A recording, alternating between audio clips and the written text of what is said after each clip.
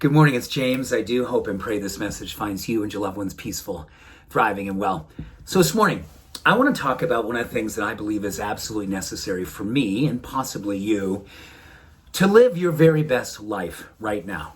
To live in such a way that the way that you exchange your time here on the planet comes back to you in so many beautiful ways, feeling a sense of gratitude and fulfillment and purpose and really a sense of giddy aliveness, right?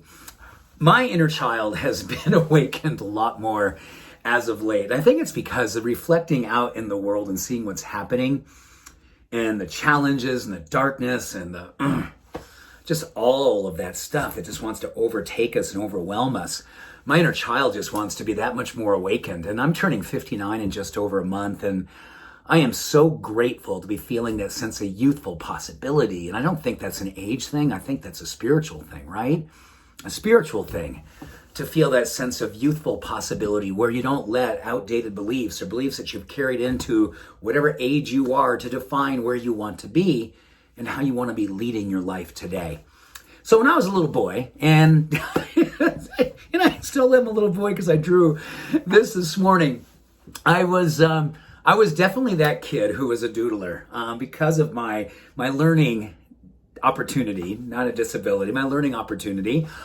With dyslexia, I kind of just, I wasn't good at taking notes. I wasn't good at really following what was happening on the chalkboard. So I was a doodle maker, a doodle taker, a doodle maker. And when doing all this, it helped me a lot to facilitate my own understanding in a way that I could use that wisdom to help me understand what I needed to know to grow. And one of the things I remember so well from high school, and I took a lot of Latin because I was always fascinated by words and etymology of words. And one of the words that came out of this is the Greek word, but I learned about one in my Latin class. It's ekentros. Ekentros simply means out of the center, away from what is known and conformed. Known and conformed. So you can imagine what ekentros actually means today. It's eccentric.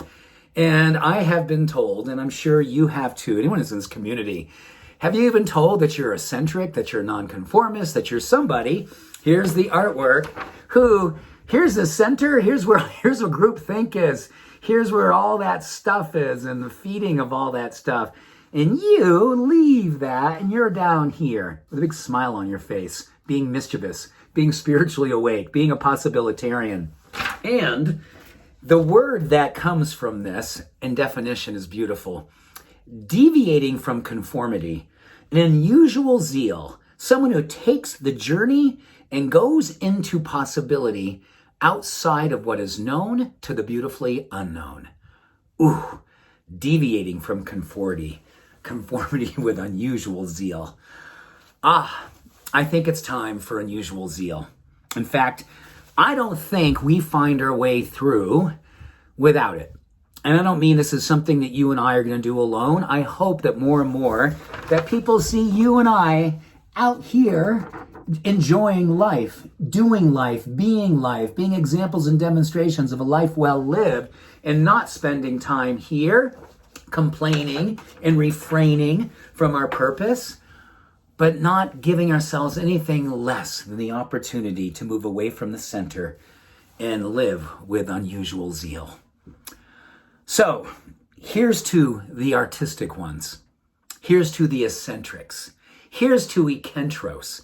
Each and every day, what allows you to move further and further away from the conformist way of seeing the world and reflecting back to the group think, what it is that you've seen, what it is that you experience, what it is that you know to the core of your being, and then having it go back to the center and having them go, I wonder what he's doing.